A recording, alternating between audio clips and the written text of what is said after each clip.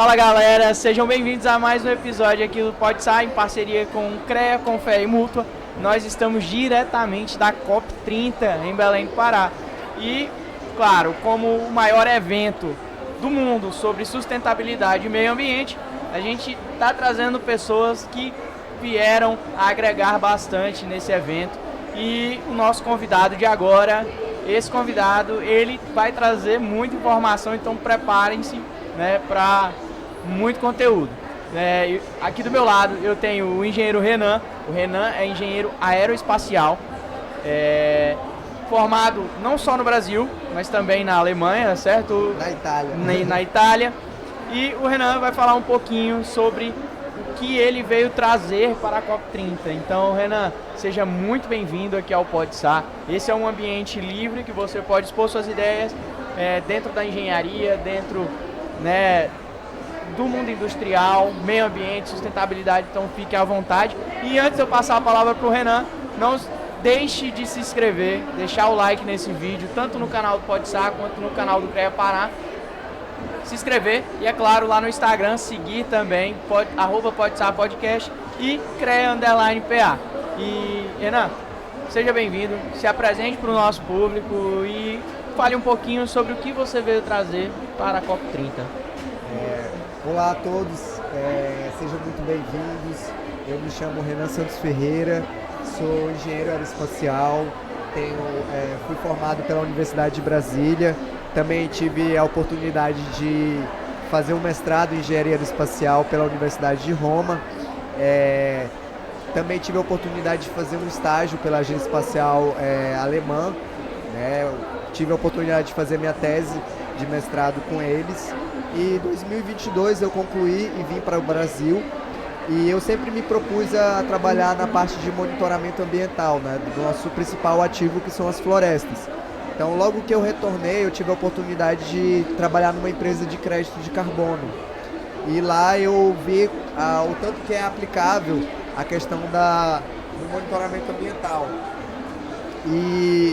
E lá a gente começou a entender como funciona a parte de imageamento para monitorar o desmatamento.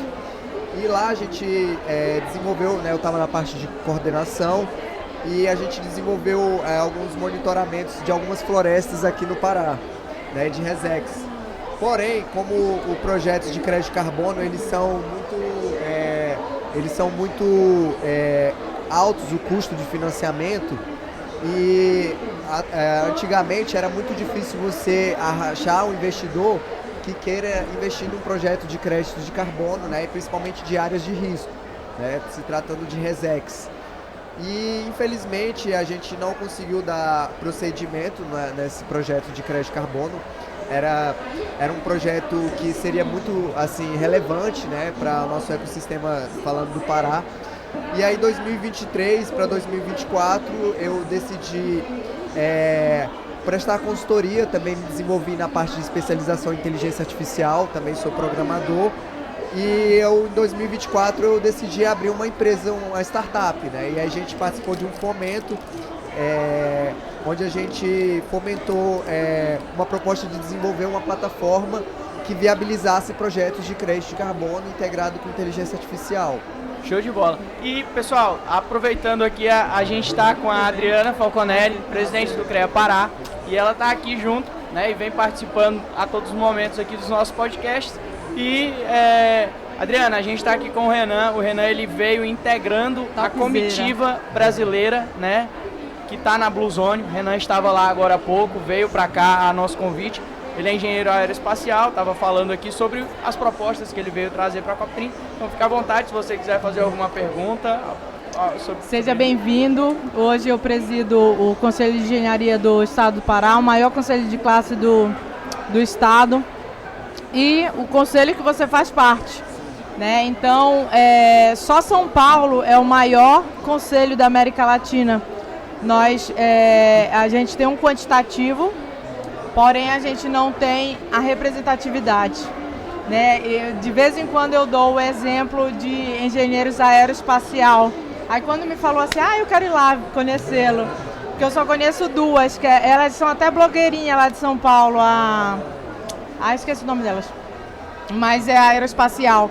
Então, o que a gente tem que... Quando eu falo de quantitativo, eu estou falando do mundo que são as profissões que existem no nosso conselho. 322 títulos.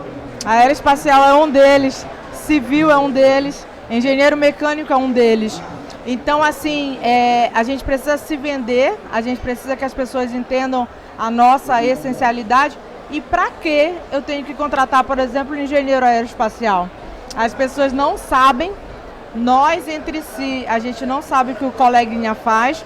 Você imagina o restante da sociedade na qual nós fazemos parte, que são nossos possíveis clientes, que às vezes não tem nem um ensino fundamental. Exato. Né? Nós que somos graduados, a gente não sabe, imagina o restante da sociedade. E até pegando o gancho aí que você falou, que a gente não sabe às vezes o que o colega faz, o Renan estava falando aqui sobre, aí eu até gostaria que você falasse um pouco sobre o teu trabalho hoje com radares, sobre monitoramento, como que tu desenvolveu essa linha. E é muito interessante o que a nossa presidenta falou, né, que falar da nossa profissão é um desafio, né, e falar de aeroespacial na Amazônia é maior ainda, né, então você se encaixar num lugar onde não existe mercado, né, então você tem que meio que desbravar. Criar o mercado. Criar, justamente. Inclusive, as nossas campanhas publicitárias os desafios impulsionam a transformação. Então a gente tem que transformar a malha aérea aqui, por exemplo, na Amazônia, porque como é que você já ouviu falar na Ilha de Marajó? Sim. Como é que você chega lá? Só de barco. 12 horas de barco, para Breves. Se você for para Melgaço, Afuá. A gente tem inspetores, não sei se você sabe o que é inspetor. Sim. Né? O inspetor de lá, ele passa 36 horas para chegar em Belém. Que loucura. De barco. Por quê? Porque a gente não tem a tua função aqui. E por que a gente não implementa? Então, assim, eu já vou sair, só fazer as boas-vindas e vamos trazer a sua profissão para cá, porque você é essencial. Você é essencial, eu sou essencial. Cada engenharia, ela tem sua essencialidade e eu quero que a gente consiga conscientizar toda a sociedade, por exemplo, pelo nosso bem maior, a água. Desde a outorga subterrânea, outorga superficial, a cadeia de tratamento, distribuição, até chegar na torneira do cidadão, a engenharia. Então eu quero mostrar a nossa essencialidade, por exemplo, com esse exemplo que a gente sempre dá. Então conta com a gente, seja bem-vindo, faça seu visto no Pará e venha trabalhar aqui com a gente. Perfeito. Inclusive, falando sobre o radar, é uma tecnologia que ela é utilizada muito para monitoramento de barragens. Por exemplo, a barragem de Brumadinho, não se tinha essa tecnologia. Ela tem uma sensibilidade de 2 centímetros. Que loucura. E aí ela não era utilizada e quando estourou a barragem, ela já tinha sido detectado 4 meses antes um deslocamento de terra de 50 centímetros. Então, assim, isso já é comprovado, existem artigos científicos nesse monitoramento que quando se intensificou as chuvas, a barragem ela intensificou o movimento. Então essa tecnologia INSAR, né, que é a interferometria radar, ela trabalha muito nesse sentido de... Desculpa, ISAR você falou? INSAR. INSAR. Isso. Já ia falar, olha aí o podcast. É parecido. Então. INSAR, que é a interferometria de radar de abertura sintética. Bacana. E eles fazem até monitoramento de aquíferos. Olha só. Então o aquífero, quando ele tá embaixo, então a terra ela tende a descer, a movimentar, assim como em cheia.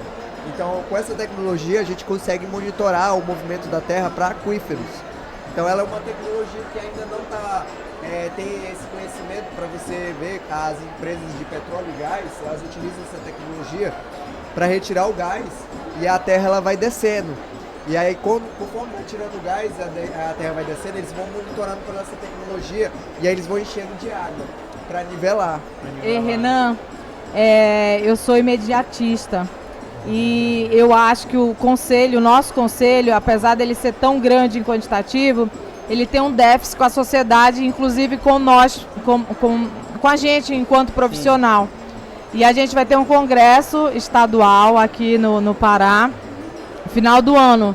Não sei como está a sua agenda, mas já fica o convite, não o convite, a convocação para você participar conosco, porque a gente precisa se vender.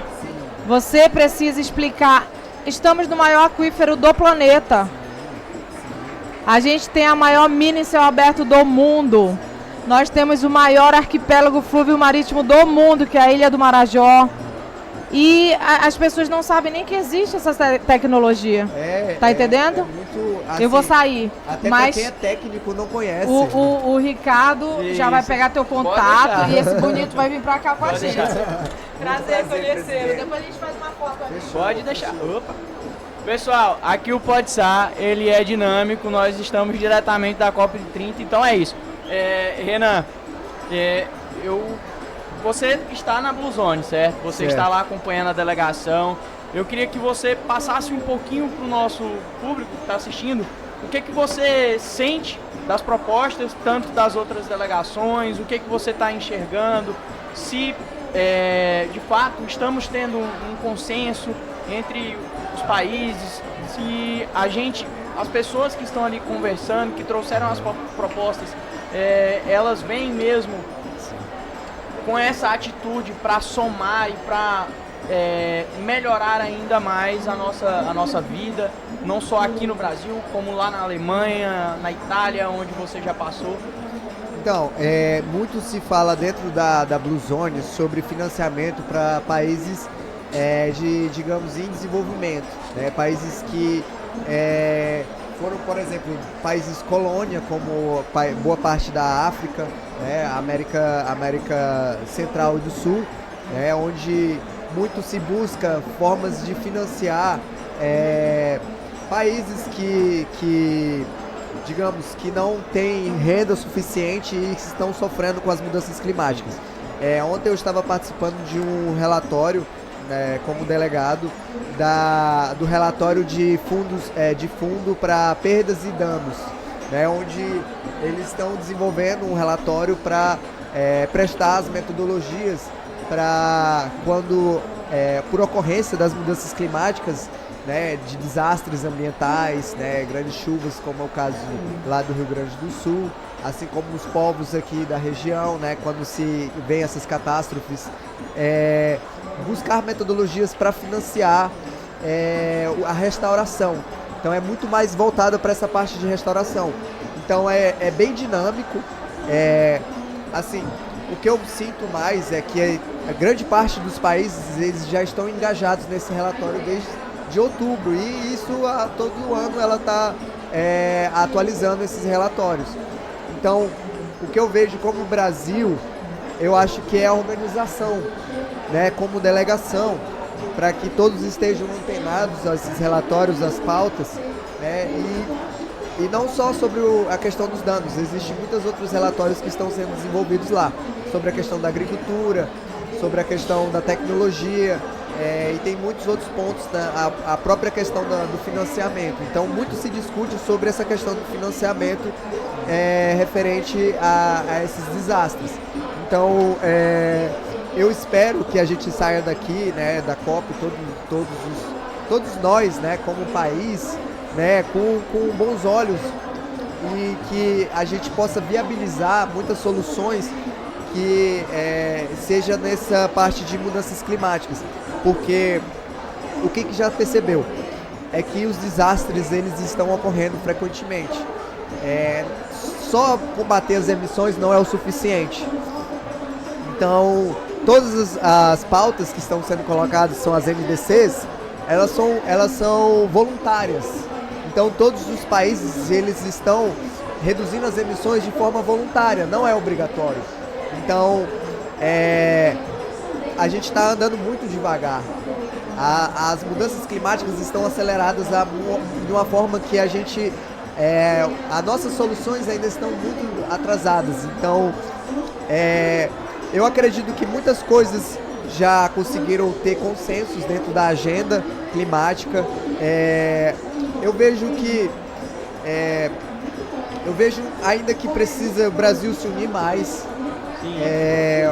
Uma coisa que eu acompanhei aquele podcast de vocês, do Juan, da Josué, lá em Paraupebas, né, sobre essa questão de muitos ficam olhando para o outro, querendo apontar, né, falar mal. E o brasileiro ele tem esse mal, né, esse costume, né, de não querer apoiar, às vezes por inveja, né, ou às vezes por desentendimento. Então eu acredito que é muito importante, né, essa união de políticas públicas, de não querer bater no peito e falar eu fui o desenvolvedor de um projeto, ou eu sou o porta-voz de algo. Eu acredito que todos são protagonistas, né? Todas as pessoas elas são protagonistas, então as mudanças climáticas elas afetam tanto o pobre como o rico. Então eu acredito que tanto quanto a sociedade civil, a iniciativa privada, também vai existir aí a questão da regulação do mercado de carbono, né? O SBCE, que é uma coisa que já era para já ter sido lançado antes dessa COP, ainda está se discutindo sobre isso, né? A gente não viu, muito se falou, mas pouco se apresentou uma solução definitiva para isso, porque isso ainda está sendo uma construção. Já se falam de crédito de carbono desde 2000, mas o Brasil ainda não efetivou essa política. Então você falar de crédito de carbono no Brasil ainda é um desafio. Então, por quê? Porque o investidor ele não é obrigado, ele faz por livre e espontânea vontade, né? Então a redução das emissões elas têm que pesar na conta. Recentemente, Paraupebas pautou um projeto de lei que era para conversão de multas ambientais para aquisição de crédito de carbono. Isso é uma vitória. Para vocês terem ideia, isso é a única cidade no Brasil que foi aprovada essa ideia. Né? E eu parabenizo, né, a gestão pública por ter levado isso à frente, né, e ter sido isso no momento memorável que está se correndo na COP30. Você pode até, se você quiser citar os nomes e parabenizar as pessoas envolvidas, fica à vontade, você quer um espaço aberto. O próprio Alex Ohana, que foi que pautou esse projeto, né? E o próprio governo Aurélio, que oficializou esse termo, né? Então eu parabenizo, porque ainda assim é um mistério, né? Sobre esse projeto de lei. Mas basicamente, uma pessoa que for provocar uma queimada, né, uma degradação, né, ela sendo responsabilizada, né, e multada, esse dinheiro que vai para o Ministério Público, ele pode ser utilizado para uma prestação de serviço para projetos de crédito de carbono. E assim, até aproveitando, né, pegando o gancho, você falou sobre a nova gestão lá em Paraupebas, do Aurélio. Hoje, ao final da tarde, ele estará aqui com a gente, né? A gente vai fazer um podcast, um momento, um bate-papo com ele, até comentar sobre esse projeto, né? E parabenizar também o vereador Alex Ohana, lá de Paraupebas, eu o conheço, né? E atuo na gestão pública lá. Sou engenheiro mecânico, mas atuo na gestão pública no Prozap. E, então, saber que você é de Paraupebas, né? Sim, nascido de lá. Olha, então eu tô em casa, eu também sou nascido em Paraupebas, sou formado pela Unifesp aqui, né, em Marabá. Então, queria agradecer a sua participação, né? E antes de encerrar, eu queria que você deixasse um insight, uma frase que você teve ou que você aprendeu aqui durante essa COP30 ou antes, deixasse aí pro pessoal que está nos assistindo, né? Deixasse esse insight aí em relação à COP30 pra gente. Sobre essa insight da COP30, né, que muito se fala sobre a COP da verdade, né? Eu acredito que esse é o momento onde os países eles podem ver o brasileiro dessa forma que ele é bem recebida, né? Então é bem receptiva. O insight que eu preciso é que nós precisamos acreditar, nós precisamos de pessoas com boas intenções, de não querer fazer por benefício próprio, mas benefício da sua população, né? Eu estou aqui como um agente de mudança, né? Eu estou aqui para justamente girar essa grande roda que precisa destravar muitas coisas. E eu acredito que as pessoas elas precisam mudar o seu pensamento individual e começar a pensar pelo coletivo, porque não basta pensar mais só no dinheiro, né? O dinheiro pelo dinheiro, né? É bom a gente agir agora, porque quando a gente tiver numa situação muito pior, né, vai faltar dinheiro para agir. Então é preciso a gente agir agora, agir em ações de reflorestamento. Olha, por exemplo, Paraupebas. Gente, precisamos de projetos de arborização. Muito se fala sobre a Floresta Nacional de Carajás. Lá é lindo, maravilhoso, claro. mas nós estamos numa cidade que está num calor extremo. Então a gente precisa de políticas para se incentivar a arborização, tanto dentro de casa, as pessoas plantem na sua calçada, que No precisamos quintal. arborizar os nossos parques, né? O que a gente vai entregar para os nossos filhos? Né? O que os nossos filhos vão ter de Paraopebas quando a gente se for? E eu acho que essa é um pensamento mais para se refletir sobre o nosso cuidar, né? Da qualidade de vida que a gente precisa e merece. E eu acho que é isso. Muito obrigado, Ricardo. Agradecer ao Israel aí, que é um grande amigo aí de podcasts. E estamos aqui representando Paraopebas para o mundo. Trouxe uma delegação de jovens que estão aí rodando nos estandes aí, Exato. lá de Paraopebas. E eu desejo sorte, muita luz e que as pessoas elas não precisam perder a esperança, basta acreditar. E se eu quiser encontrar o Renan nas redes sociais, no LinkedIn, Lattes, Instagram, YouTube, como que eu faço para encontrar o Renan? Meu Instagram é RenanCKS, né? Sou filho de praticamente da floresta, RenanCKS. E sigam a nossa empresa, @amazon.sar, né? S-A-R. Sigam lá que a gente está acompanhando aqui, gerando muito conteúdo da COP30. Gratidão. Show de bola, show de bola. Então, se você gostou, já deixa o like nesse vídeo, se inscreva tanto no canal do PodSar quanto no canal do CREA Pará e lá no Instagram, @PodSarPodcast e CREA_PA. Então, pessoal, esse foi o podcast com o Renan da... Como é? Amazon Sar. Amazon Star. Valeu, pessoal. Valeu. Tchau.